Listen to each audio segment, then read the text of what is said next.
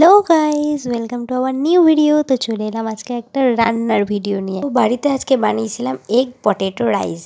তো তোমরা বাড়িতে এটা বানিয়ে ফেলতে পারো খুব সহজ পদ্ধতিতে, আর খুব টেস্টি একটা খাবার। তো চলো ভিডিওটা শুরু করা যাক।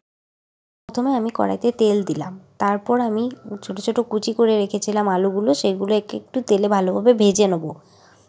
কিছুক্ষণ নাড়াচাড়া করে খুব ভালোভাবে যেন একটু লাল লাল হয়ে আসে সেরকম একটু ভেজে নেবো। তো তোমরা দেখতেই পাচ্ছ ভালোভাবে আলুগুলো লাল লালভাবে ভাজা হয়ে গেছে। তো এবার তুলে নিচ্ছি।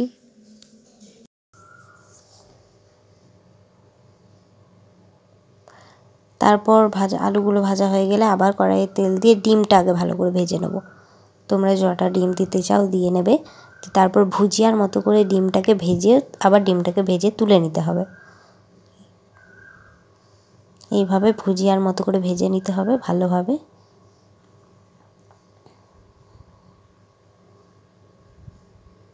ডিমটাতে তোমরা হালকা লবণ দিয়ে নিতে পারো। তো ভালোভাবে ভাজা হয়ে গেল, তুলে নিয়েছিলাম। তারপর আবার কড়াইতে তেল দিলাম, দিয়ে তারপর এলাচ, কয়েকটা লবঙ্গ, দারচিনি সব দিলাম, দিয়ে হালকাভাবে ভাজবো এগুলোকে। তো তারপরে পেঁয়াজ কুচি করে রেখেছিলাম, সেই পেঁয়াজগুলো দিয়ে নেবো। দিয়ে পেঁয়াজগুলো একটু ভাজবো, হালকা লাল লাল হয়ে আসবে। তো লাল লাল হয়ে গেছে। তারপর এখানে দিলাম আদা আর রসুন পেস্ট করে রেখেছিলাম, সেটা 2 চামচ মতো দিয়ে নিলাম। ভালোভাবে মশলাটা নাড়াচাড়া করে নেব, স্মেলটা যাতে চলে যায়।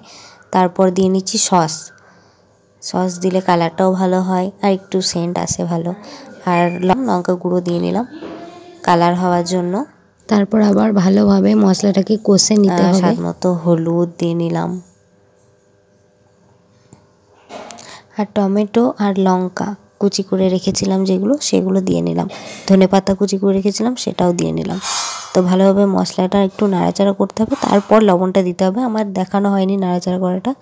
তো তারপর একটু নাড়াচাড়া করার পর নুন দিয়ে নিলাম। তো তারপর ভালোভাবে মশলাটা কষে নেব যাতে একদম স্মেলটা চলে যায়। অনেকক্ষণ ধরে কষতে হবে।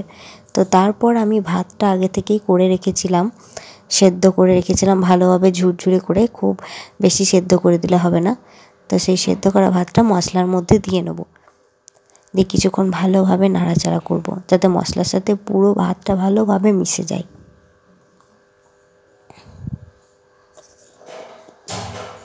দেখো অনেকক্ষণ ধরে আমি নাড়াচাড়া করছিলাম, ভালোভাবে মিশে গেছে মশলাটা। তারপর একটু স্বাদ মতো চিনি দিয়ে নেব। খুব বেশি পরিমাণ একদম ফ্রাইড রাইসের মতো চিনিটা দেবো না, একটু দেবো, একটু যাতে একটু মিষ্টিও লাগে আর একটু নুন নুন ভাব থাকে সেরকম।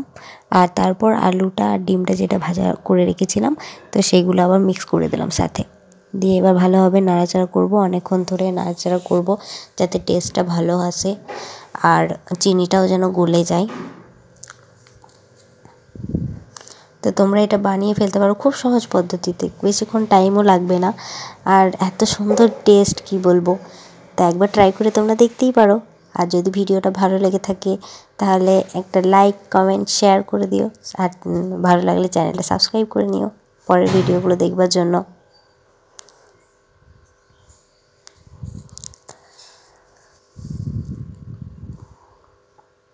পুরো ভিডিওটা দেখবার জন্য থ্যাংক ইউ সো মাচ।